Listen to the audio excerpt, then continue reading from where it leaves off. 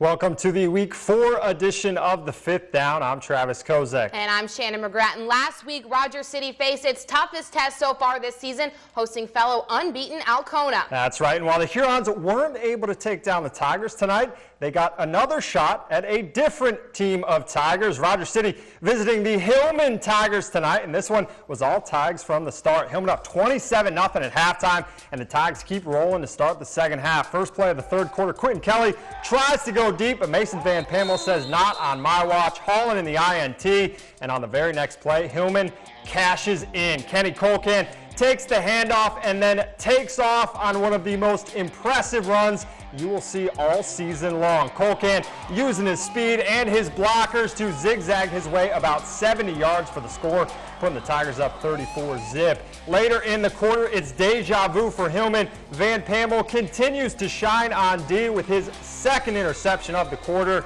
and once again, that sets up Colcan. Kenny finishing things off with authority one more time.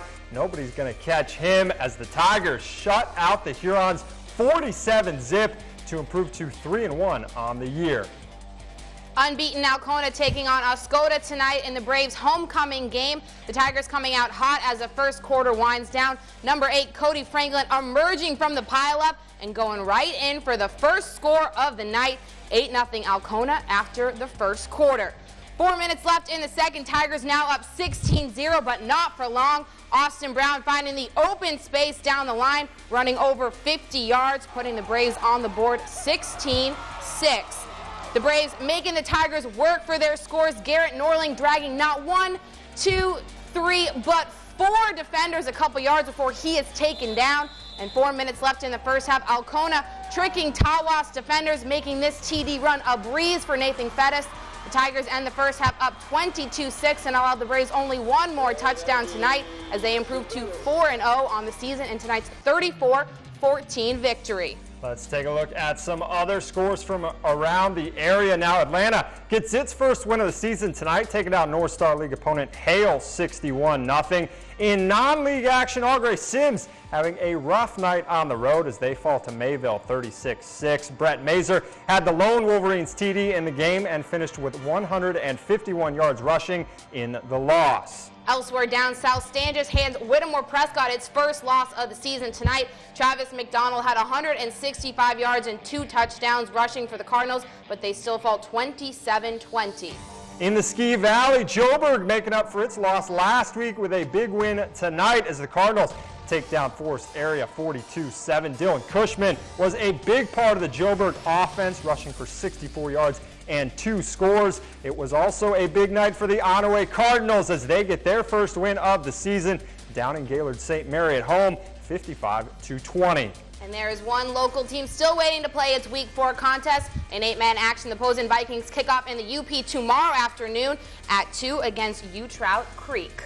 Welcome back. Following their Week 1 win at Escanaba, it appeared as though the Alpena Wildcats were primed for a big year. That's right, but since starting 1-0, the Cats have lost 2 straight. But the good news is Alpena returned to Wildcat Stadium tonight with a chance to right the ship in front of the home crowd. The Wildcats welcoming unbeaten Cadillac to town, and Alpena not backing down. In the first, Vikings facing a 4th and short when Jalen Brooks gets stuffed by the Wildcat D on the QB keeper, forcing a turnover on downs. And the Alpena O wasting no time making Cadillac pay. 3 plays later, Tyler Pintar goes up top for Josh Bell, who brings it down and takes it in for 6. Alpena leads 7-0. But Cadillac responds in a big way on the ensuing kickoff.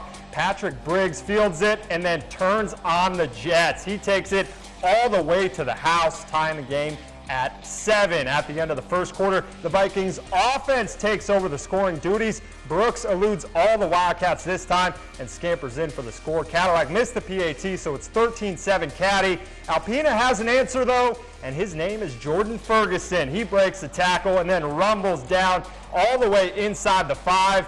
And on the very next play, Ferguson finishing what he started, bullying his way in for the score. Alpena took the 14-13 lead into halftime. But in the second half, it was all Cadillac as the Vikings hand the Wildcats their 3rd straight loss, 40-14. In our final game of the night, Mayo hosting Oscoda and looking for their third straight win. Up 6-0 halfway through the first. Bradley Rhodes carrying the ball down the middle, giving the Bolts the first down and making the next play easy as pie for Ryan Ewell, who pushes right through the defenders, making it 12-zip Mayo.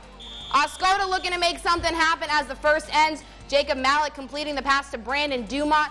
Owls crossing the 50 for the first time and making things interesting with less than a minute on the clock. And then later on, Malik to Cody Pintar. Oscoda on the board, 12-6. But 7 minutes into the second, it would be all Mayo. Sean Obermiller taking the punt return and running all the way down the field for a TD. Bolts up 45-6 at the half and continue dominating into the second, winning their third straight game, 66-6.